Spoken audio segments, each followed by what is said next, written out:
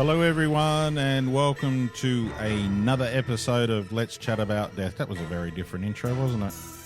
That was me typing away. Oh, a bit of beat to this, eh? Yeah.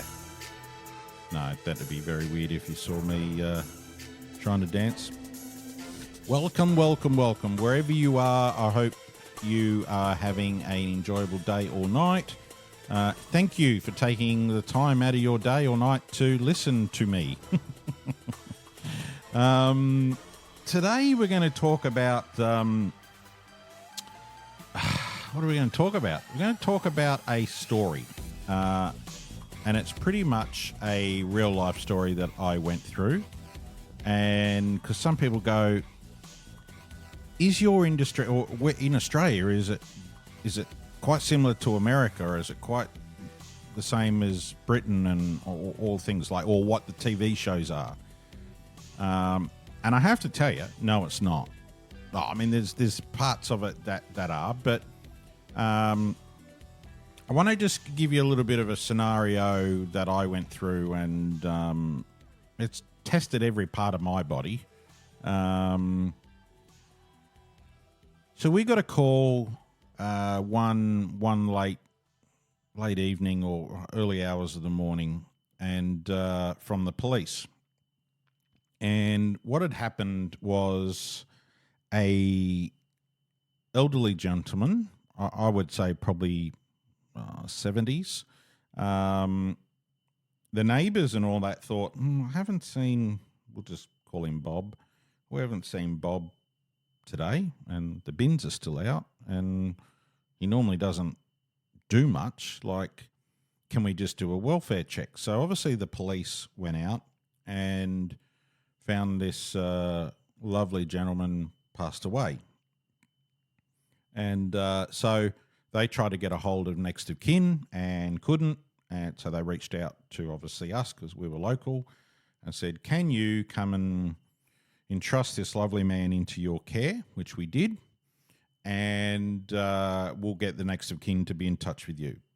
So automatically, I would think, well, we may not have any connection with this family because they may already have a prepaid funeral somewhere or whatever, but we have taken their loved one into our care, into our warm arms, and it has made a difference to them. Okay. So the scenario was that, yes, we got called, we went out, and there was a young constable there, and there was an older sergeant or senior sergeant that was there as well. So you could see that one was teaching the other, and they were standing out the front. Now, normally, in my years of being in this business, 24 years, if anyone is outside, especially the emergency services, you think, okay, obviously something's not smelling too good, or maybe it's too hot, or whatever else like that. So I thought, okay. So that was the automatic thing that came into my head. Now, they greeted us and said, look, come on in. This is the gentleman. He was in his, he obviously had got out of bed.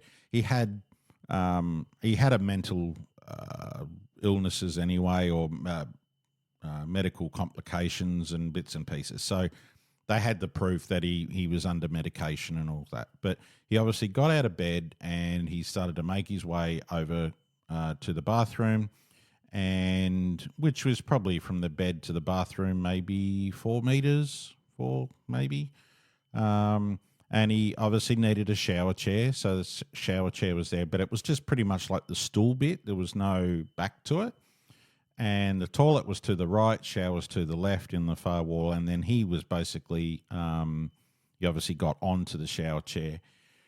But you know when, this is the bit that really got me, because I thought, oh my God, I do feel for this gentleman, because he managed to get onto the chair or the stool, and that's as far as what he got.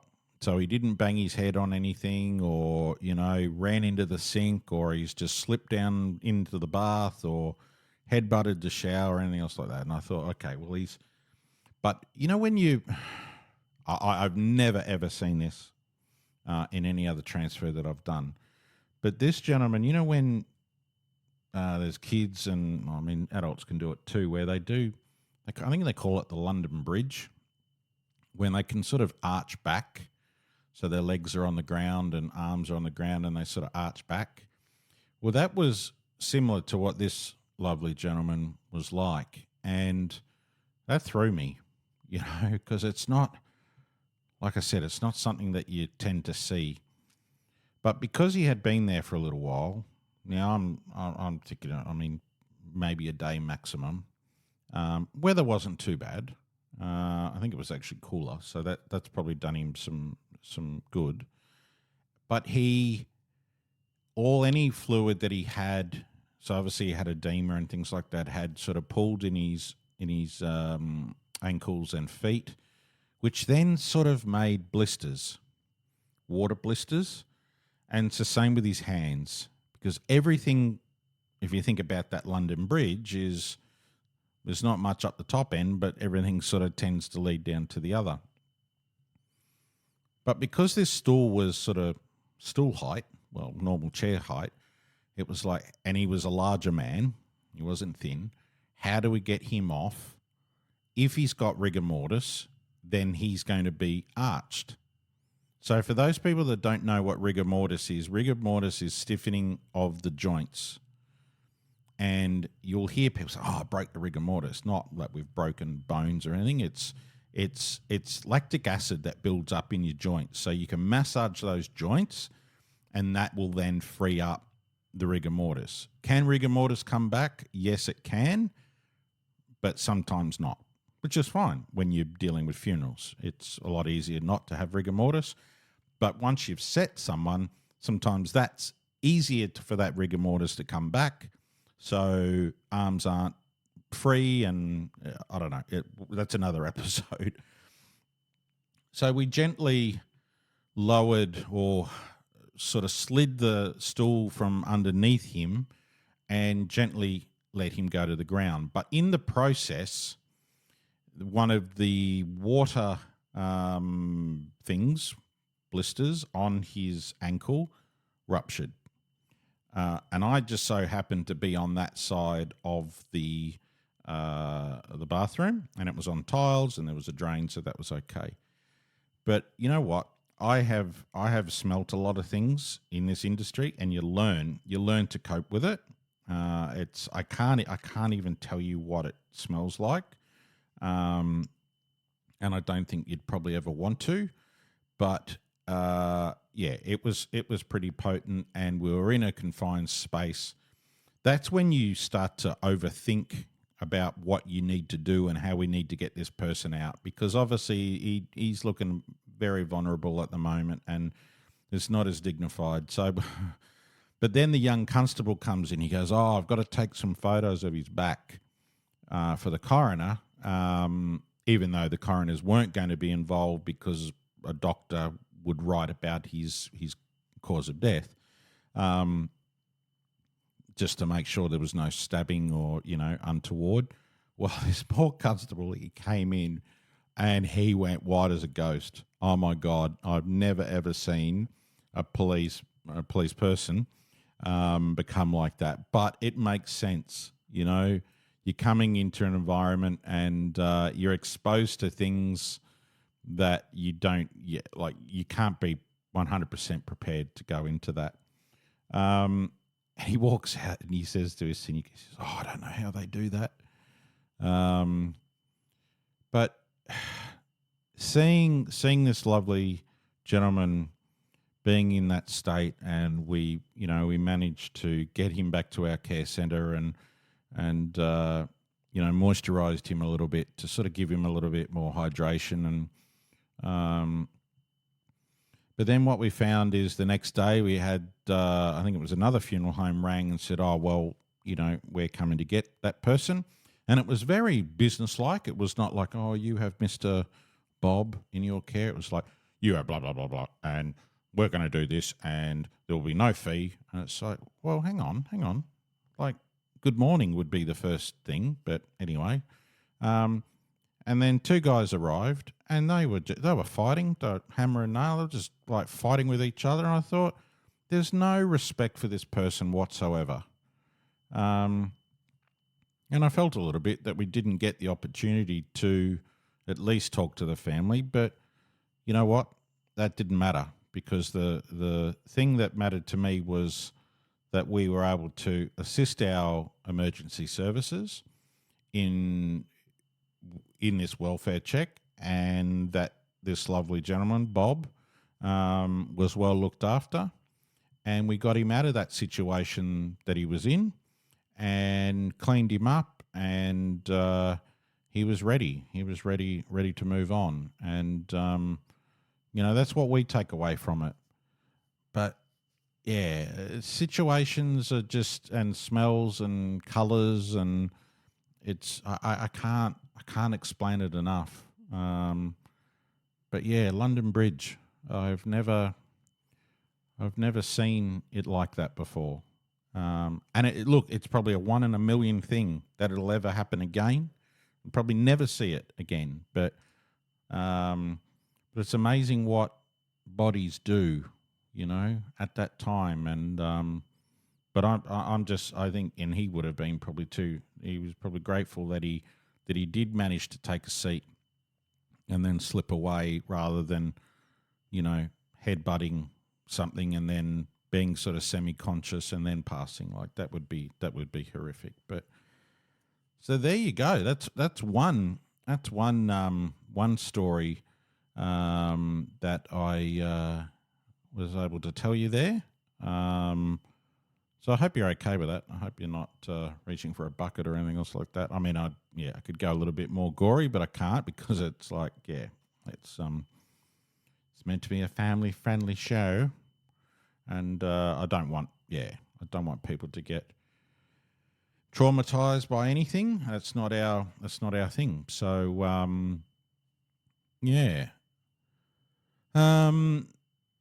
a lot of time people see, I guess, the mortuary side of things as a drawer fridges where each body has their own drawer. I personally, I like that. I like that idea. But in Australia, we don't tend to. A lot of companies don't use that type of layout. They tend to utilize just a big cool room, and then they might have racking that could do 4 to 5 high by whatever the width of the cool room is, or you get we've got a cool room, but then we have like stainless steel tables that we use, and that's when the deceased will go onto that, and it's on wheels, so then you're able to sort of move it in and out. Space-wise, obviously racking is a lot easier, and even the trays in the wall, like the drawers, but society has changed. You need to have small trays, you need to have medium, and you need to have large trays, because obviously society has changed in regards to like weight, people's weights, and foods highly processed, and the story. We've probably all looked at ourselves and go, I put on 5 kilos or something over Christmas or whatever, but you know what I'm talking about. So society, when it comes to stories and things like that, we like, I'd love to say it's like CSI and NCIS or whatever it is, and everyone's wearing white jeans or whatever, and it's just everything's mortuary, and but it's not. That setup would be beautiful, and here I am saying it's beautiful. It's like people love cars and they love that, but to have everything, tickety boo, would be brilliant. But once again, it all comes down to dollars, and does it change the outcome of you providing a service for that loved one? No. You could do exactly the same on a beautiful table with all the beautiful wash products and everything there. And you don't need all the bells and whistles, but it'd be nice. But it's no point spending money where you don't need to spend money. You can. So society, does rule a little bit in how people obviously perceive different things. And yeah. Well, there you go. So you've had the London Bridge man. Well, like we said, we called him Bob. Like I said, that will be obviously one that constable will always remember. I don't tend to remember a lot. You know, you get significant ones that you will remember. And obviously we're doing hundreds and hundreds of transfers and different situations. So the ones that have got different scenarios, you'll learn. But if someone said to me, "Oh, you did Mum's funeral 2 years ago," and I go, "Okay, where was it at? What, or the name?" Then you go, yeah. And then you research and you go, "Yep, I can tell you what color he was wearing, when it was." And I mean, that's just me. And the story of how that person passed away, that he was in the nursing home or he was in hospital with palliative care. And so we're going to have a lot more stories to probably tell you in future episodes. I wanted to keep this one a little bit short and sweet too, because, some people can't sit down for an hour or they go, "Oh, geez, I want to get to the end of it." But I think, telling this story was a bit of hopefully a little bit of an eye opener, and but also the importance of, how can you say it? The importance of, checking in with family and friends so they know where you are. So to do a wellness check, and obviously that family didn't have a lot of time or whatever, but you don't know, they could have lived interstate or working hard. But so there you go. I want to thank you all for joining us for this episode. And until we catch up again, enjoy. And away we go. Bye-bye.